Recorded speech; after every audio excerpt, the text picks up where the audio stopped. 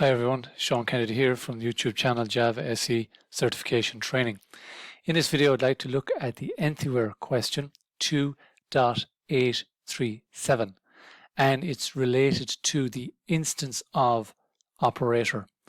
The instance of operator, you've got a reference on the left hand side and then you'll have either a class, an interface or an enum on the right hand side. So here we have an interface flyer, class bird implements flyer, class eagle extends bird, and then class bat. And there was some if statements based on those references and the types on the right hand side, and we'll find out which of these system.out.println lines are output. So I want to just draw that up and show you what this UML looks like and what these assignments look like in memory. So this is the code here on the right hand side. So there's the interface flyer up there at the top, and then we have the class bird which implements flyer there. Then we have class eagle extends bird there, and then there's the class bat on its own. Flyer f, which is this reference here, is assigned new eagle, so the objects are the circles. Eagle e, that's this bit here, is assigned new eagle there, and then bat b is assigned new bat. Bat b is referring to a bat. Now the instance of is checking the objects. So if f is referring to an instance of bird, so what's f referring to? What object type is it referring to? It's referring to an eagle, and an eagle is a bird through inheritance, so that's true. Therefore f is a bird will be output. If e instance of flyer, well, e is referring to an eagle. Eagle extends bird, bird implements flyer, therefore eagle implements flyer as well. So that's true as well. So e is a flyer is output as well.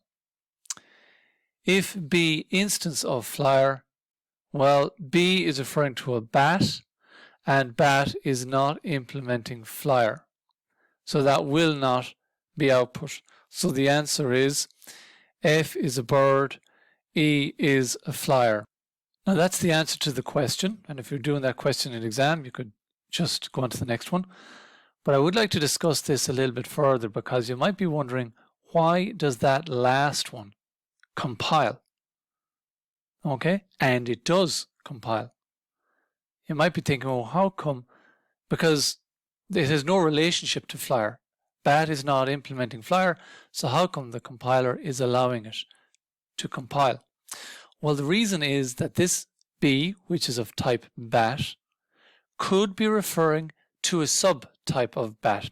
Bat is not final, so it can be extended.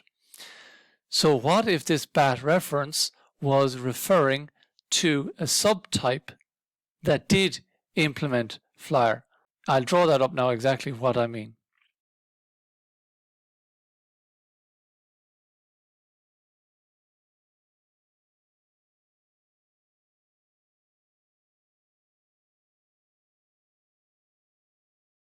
So here you can see we now have a subtype of bat called flying fox, and this flying fox implements the flyer interface. So bat could be referring to a flying fox object.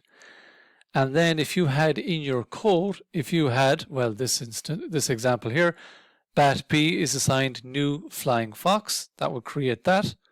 And then b instance of flyer would be true at runtime, because b would be referring to a flying fox, which is an object of a type that implements flyer. So that's why the compiler lets it pass. So if you like the video, please click like. If you'd like to get further videos, please subscribe. And any comments, please leave them below. Thanks very much.